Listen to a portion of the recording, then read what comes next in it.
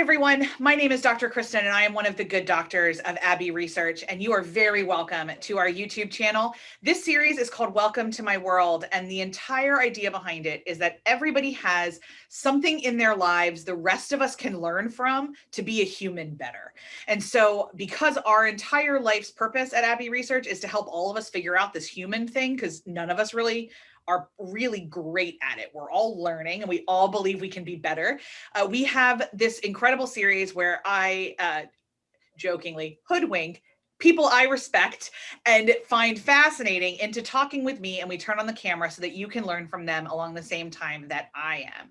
And today is no exception. It's somebody who is newer to my circle, but somebody who I am so thrilled is willing to talk to you guys, because the minute we met, we started immediately vibing around how both of our organizations are trying to change the world in very, very similar ways. So I would like to introduce you all to Marissa Badgley, who is the founder of Reloveution and is on a mission to transform the world of work, which I mean, please and thank you, through the power of compassion, community, and heart.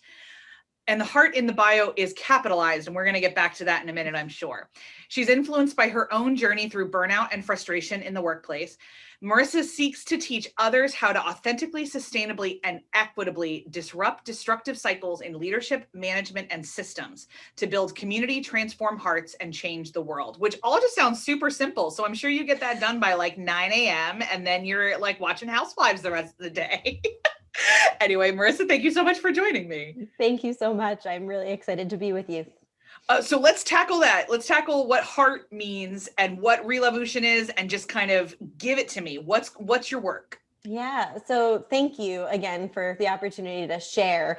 To start with that latter point. So Reloveution is love in the center of the revolution. So you mentioned we're on a mission to change the world of work. And I believe that starts and ends with love. And for me, love is not a mushy, gushy concept. I believe that love is all about mutual accountability, about lifting people up to be their most radical and amazing, authentic selves. And I know that was not my experience in most of the workplaces that I was a part of before I took this journey into starting my own company. And so we offer consulting and professional development and advisory services to help employers better meet the human needs of their employees. So we believe that the majority of the factors that contribute to more than 80% of America's workforce being dissatisfied, disgruntled, and grumpy in their workplaces, that the majority of those factors are preventable, and they're preventable in sustainable ways. And we're just not very good at it in America or other places, really, to be able to do that in a real way. So to the back point, your first point about what is heart. So we are transforming and meeting humans' needs with heart, and heart is an acronym: humanity, empathy, authenticity, relationships, and trust. And we believe that when leaders lead with heart, and when leaders build cultures and organizations with heart at the foundation, they are more able to do their best work, and their people are more able to do their best work. And so we tailor our services to meet people's needs, because we're working with people at the end of the day, and having a lot of fun doing it. It's not easy, but we are working with amazing partners who care tremendously about people, and getting to help them channel that into sustainable solutions. I love that so much. I mean, that's stuff we talk about around here all the time, that if you don't treat your employees like human beings instead of human doings, then you will, get husks of humans instead of human beings. So when we talk about burnout and kind of the factors, and you alluded to that a little while, like a kind of towards the beginning of your thing, what are some of those factors that you think are draining the life force of Americans in terms of work? Yeah, I mean, there are a lot of them, which is really unfortunate. But what we generally see are things like negative interpersonal dynamics, conflict aversion, being forced to be somebody other than who you actually are. So a need to code switch when you're in work environments, which is obviously more prevalent for people of color and people of other marginalized identities. When people don't feel appreciated or valued, or when there is too much bureaucracy or too many rules or too much red tape. And one of the biggest ones we hear about all the time is ineffective leadership. So a lot of leaders are not actually prepared and trained to manage and lead human beings. So my background is in social work. I've done a lot of studying, a lot of research around human behavior and what motivates people. And that is all really important to know when you are leading a team, when you're managing human beings and trying to reach your goals. You need to know how to do that effectively. And we do a really bad job of that in the workforce, of teaching people and preparing people. And my sweet spot, the group that I love working with the most, are the middle managers who are relatively new to managing people and they haven't built like a ton of bad habits yet. They're the people that are the most fun to work with, because we can really start from scratch and help them develop their leadership philosophy in a way that is really positive and authentic before harm has been done. So those are some of the factors. And our tools help us diagnose what the actual factors are. So we have a heart audit. So again, humanity, empathy, authenticity, relationships, and trust are typically seen as pretty subjective, but we have actually done a lot of research to make them objective and quantifiable, so we can identify the root causes of human suffering in workplaces and then intervene based on that. Man, there's just so much there. First of all, for the benefit of folks who may not know, can you define code switching for us? Sure. So when you have to be a different person, when you are talking to a teacher versus your friend versus your grandparent versus a police officer on the street, you might use different language, you might dress differently, you might have. And then how is that different? Like, a lot of us speak differently, but like it doesn't quite get. So I guess some of this is I'm trying to figure out myself, like, what is the boundary between there's just some different versions of us and code switching. So there are, like, I don't use profanity on YouTube, but when I'm with my friends, I have quite the mouth, as my friend would say, but like that doesn't feel like code switching to me. So is there a degree factor here, do you think? Yeah, I think that there's a spectrum. I would define that what you're talking about as a degree, but it's a mild form of code switching. Oh, okay. So what I really need to do is redefine it as a spectrum instead of an event. Okay, that makes sense. Yeah. So it's like an emotional intelligence skill of knowing that you can't use profanity on YouTube because you might get screened out. Yeah. And that's really radically different from having to sit down in front of your boss and hold your tongue or have to turn off pieces of your culture that are so fundamentally a part of who you are because you're afraid of being ostracized or punished or not given the same opportunities because of your race or your gender or your sexual orientation, like any of those things. So it's more profound, that side of the spectrum, when you have to change the way your hair looks in order to be accepted. Right.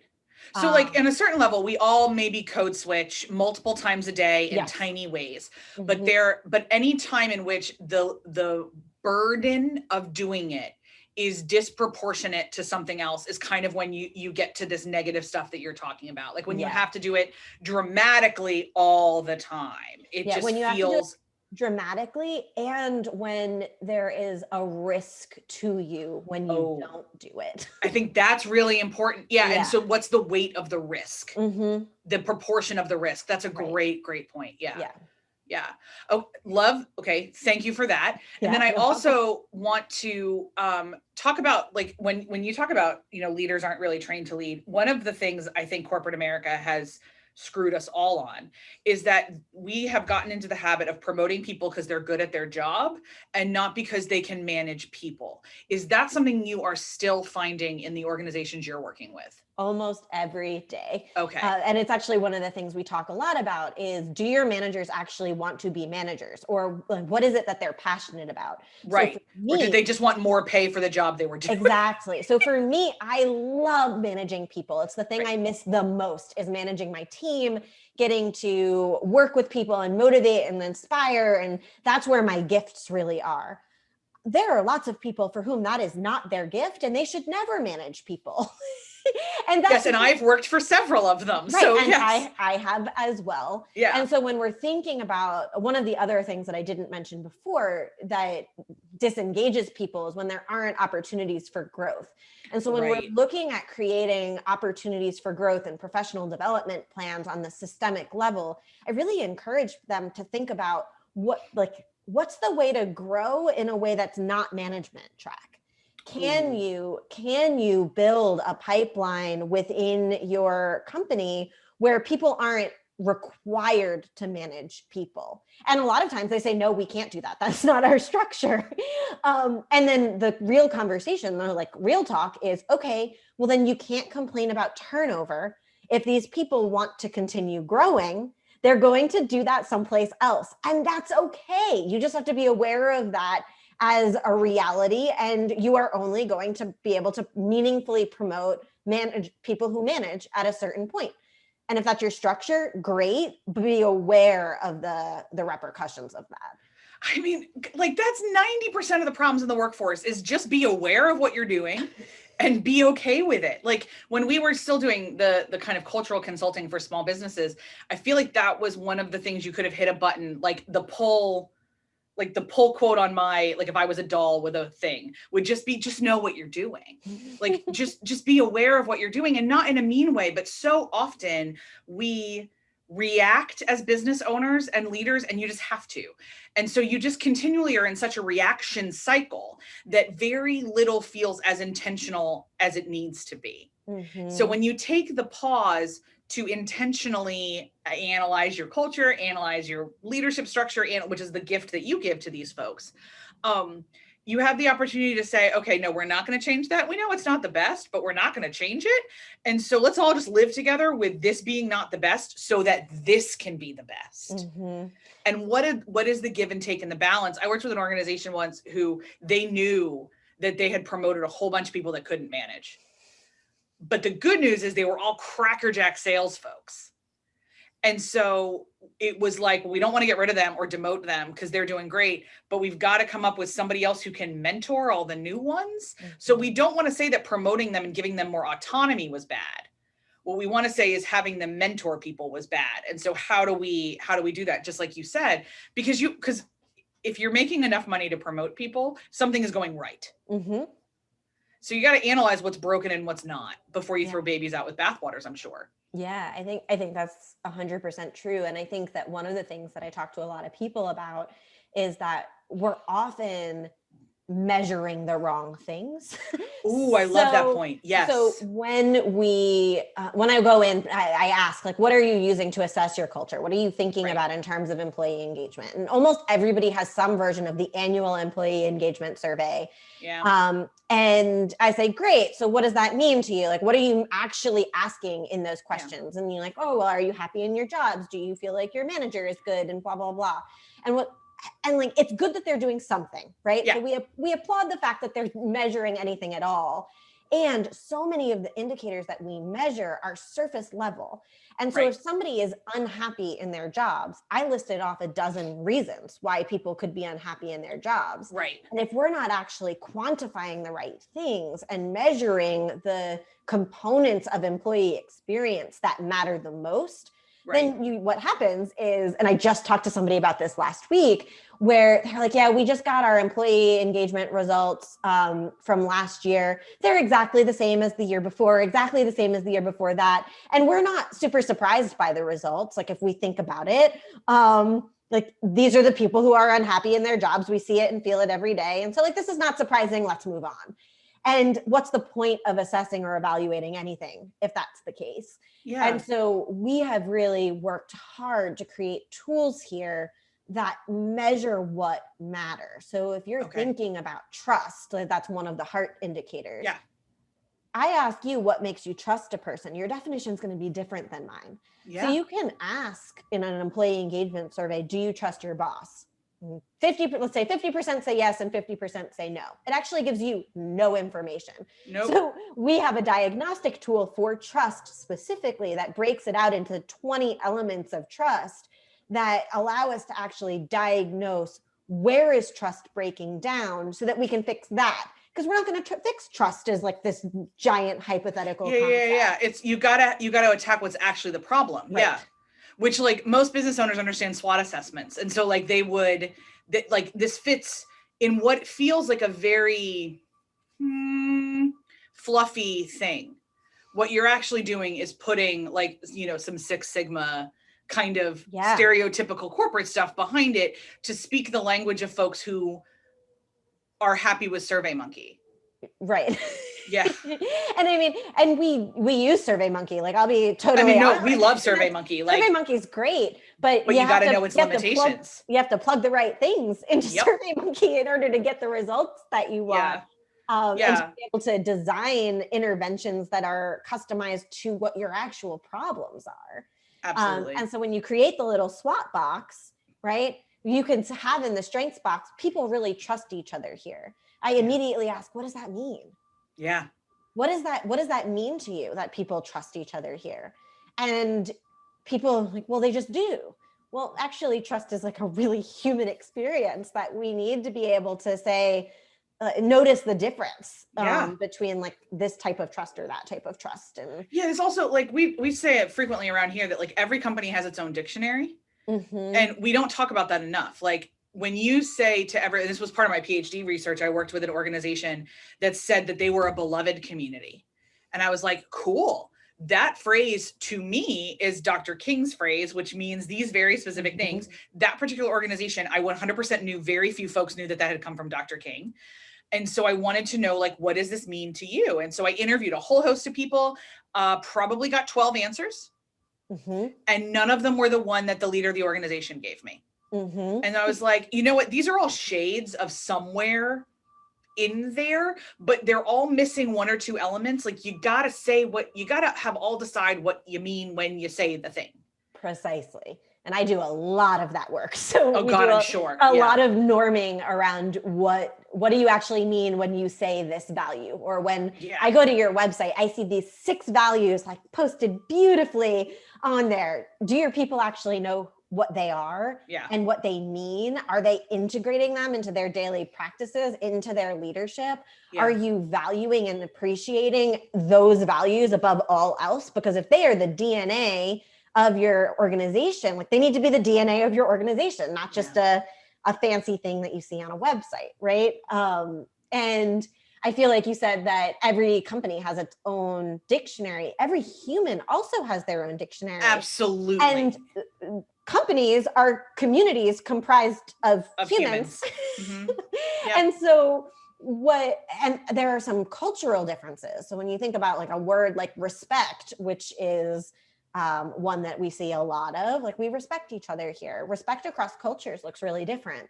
And so if we're not defining that in word and in action, then it means nothing at all.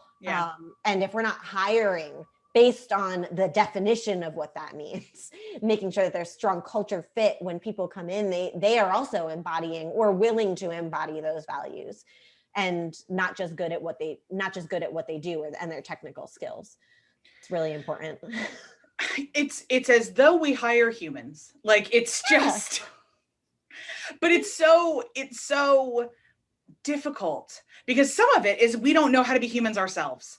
And so we don't know, I mean, some of the same breakdowns we see in, professional relationships are the same ones we see in personal relationships. And it's the same everywhere. And I think one of the things that, we're around the same age and we have the same training, and kind of some of our kind of specific constellation of human that we're bringing into the world is people who have seen how the world's been working for a little while. We've been trained in the systems, and we're looking and saying, okay, actually there aren't really boundaries because we all behave the same way everywhere.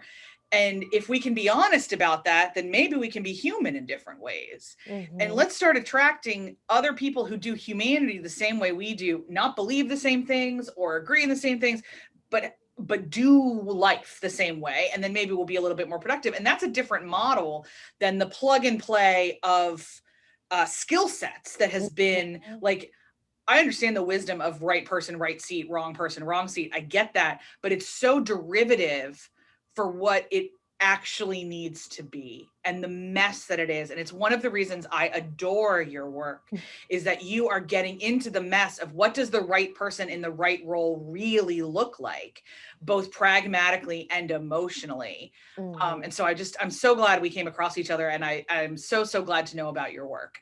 Thank you. Yeah. And that human emotion component is a huge piece of what I do on a daily basis. And I think that one of the things that frustrates me most about culture consultants is that a lot are going out and talking about, we'll make you happier employees.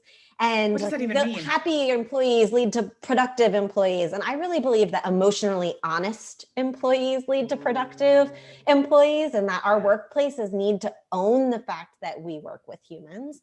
Humans come with complex emotions that are natural and normal and should not be turned off for the sake of smiling because it's convenient and easier to deal with.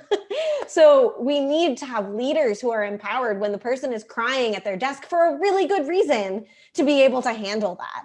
Or when somebody is frustrated by injustice that's happening in the workplace or the world, that frustration is a storyteller. That frustration is justified.